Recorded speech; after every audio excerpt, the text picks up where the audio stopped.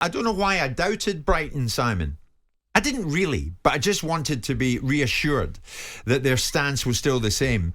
And yes, they're holding firm. No more bids for Moises Caicedo. 70 million was the last one from Arsenal, their second bid reportedly, and they're holding firm. He stays with Brighton. So, what does it tell us now about where Arsenal are going in this? The Premier League leaders, so they were once in the mix for Mudryk, but he went to Chelsea, so they turned their attention to Trossard. They were very much in the mix for Caicedo, no joy there. They're now turning their attention to Jorginho of Chelsea. They've got permission to talk to Jorginho and his people. Fee agreed is what we're hearing, 10 million quid, and it will rise with add-ons. So from Caicedo at 70 million to Jorginho at 10, from Mudryk, an enormous fee, to Trossard at just under 30, where are Arsenal going here? Well, they're both ends of the spectrum, aren't they? I mean, both of the players that they went for originally are younger players and would fit a direction of travel that makes you more sensible about your thinking because you're buying players for the here and now because they're good and also for the longer term. The backstop to that is you also buy players that are proven, tried and trusted. So Trossard, to me, is a sensible purchase because he's a very good player. He may not be at the front of his career. He may not have any revaluation opportunity, but he will give them instantaneous gratification. So whilst it looks like they're sort of spraying it around in terms of their thinking, I'm not entirely sure it's as blunt as that or as bleak as that. I think that you take advantage of the opportunities. They were prepared. Now, you could say they could be making noise about what they're prepared to do by putting £70 million transfers out there they know Brighton are not going to take because Brighton are in an economic position where they don't have to. Having unloaded quite a few players recently, Brighton may well be in an economic position where they don't have to take a deal like that. And if they've got control of the player, despite the players posting on Instagram, which I didn't like, then it might be a sort of look at us ideal. Now, that's me being a little bit slippery with Arsenal because at this moment in time they're showing great ambition because they've spent the best thing that could have ever happened to Arsenal and their fans was the ESL because since then Kroenke and his guys have stepped up, changed their thinking process and been far more ambitious in their spend pattern. So you can no longer say silent Stan. You can still say silent Stan by what he says, but you can't say silent Stan by what he does. Correct.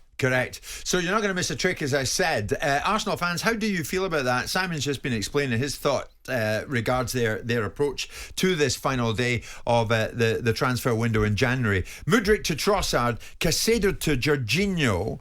This is the way Arsenal are going. And Arsenal, of course, leading the way in the Premier League. But do you view it as a window of panic or a window of opportunity? 03717 223344 810 89. Jorginho, of course, Simon, I would stress is out of contract in the summer. Yeah, I mean, they also got to remember when we think about it, when we actually look down and detail the analysis of us, they're a very young side. So adding further young players, whilst it has the merit, for the longer term, there is also the flip side that actually they countenance their own thinking by saying, we'll go for the young player. If we can get him, we'll get him. But actually, we might need a bit of blend in there. So whilst it looks like they are going, as I said a moment ago, from one extreme to the other, from young players they're going to pay top dollar for, to perhaps older players, and it's an interesting one that Jorginho is being released. I thought the top six clubs, which Chelsea aren't, but in their minds they are, and they're certainly spending like one because they're spending like drunken sailors.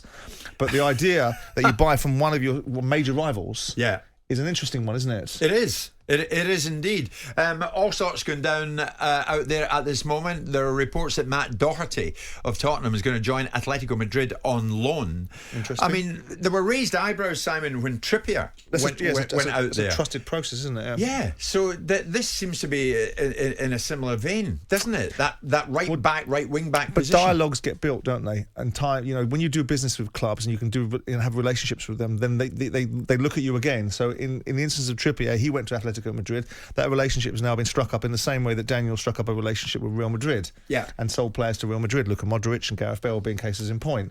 So that with that in mind, it doesn't surprise me, but it does surprise me that Doherty, who I don't think has set the world on fire, is a target. Yeah. With due respect to him. Yes. Which means none. I would agree with that. So what do we know at this stage? We know that Chelsea are absolutely on standby to do one of the biggest deals that you could ever imagine. I'll bring you more on that the other side of this upcoming break. But Arsenal fans, not unsurprisingly, Simon, getting in touch with us this morning. Let's dip into what the Arsenal fans are thinking at this precise moment. Chris, big Arsenal fan, good morning. 10:15, you're with us live. What do you want to say, Chris? Morning, Jim. Morning, Simon. Good morning. like I told your colleague, I've kind of calmed down a little bit now. But I'm just sick and tired of us signing all these, near retirement players from Chelsea. Rival. Edu needs to go into his contacts and delete that contact because I'm just sick and tired of it. If we knew we weren't getting Saicedo, Chelsea bid for him, for God's sake. Chelsea made a bid for him. They've got endless pot of money. They bid for him, and they never went in with another bid because they knew Tony Bloom would not let him go. So they gave up early. Yeah, but Chris, hang on a minute. Are you not in a position now that you should be really trusting Mikel Arteta? Look at what he's got you. Listen, I trust Mikel, and I trust all the decisions he's been making. He's been playing fantastic football. But Edu has made this mistake before. People seem to forget. He's saying, all the decisions have been made correctly. He signed Willian. We just got rid of him last season. He's the one who signed him. So you're not happy with Trossard? You wouldn't be happy with Jorginho? Let me tell you something. Trossard, brilliant signing, smart business. But we went in for Mudryk. It shows you there. We went in for Mudryk and Chelsea ended up getting him. So we went in for our second choice.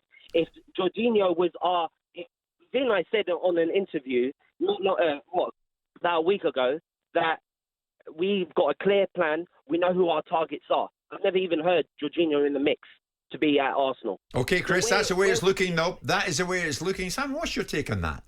I think he has a point about historic relationships because, again, I make the point, which it doesn't make him Kaiser Solskjaer, but behind a lot of deals is Kia Jaraption. And once upon a time, his relationship with Arsenal was quite significant, and Brazilian players tend to be walked backwards into certain clubs. So you could make that argument then, but Jorginho isn't from that cloth and isn't cut from that relationship.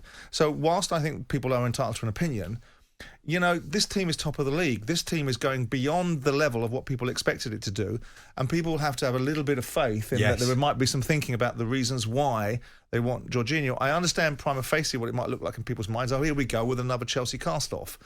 But quite frankly, Arsenal are doing very well, and people should have just a little bit of faith in the process because the process has taken them to where they are now. Yeah, if you don't go with plan A, you revert to plan B. Bob's a big Chelsea fan. Bob, good morning. Squeeze you in. What do you want to say? Just like to say good riddance, basically. The end of the day, he's bored the backside of us for 3 years. So, what, you were never having Jorginho, Bob, at your club, were you? Mate, we go backwards with him. Every pass is backwards, sideways, any way but forward. It's unbelievable. So you're saying Arsenal, you're welcome to him? Oh my God, yeah. Okay. I can't believe I woke up to this morning. It's unbelievable. Okay, Bob, thanks for that. Well, but Bob will be delighted to know that permission has been given for Arsenal to talk to Jorginho and his people.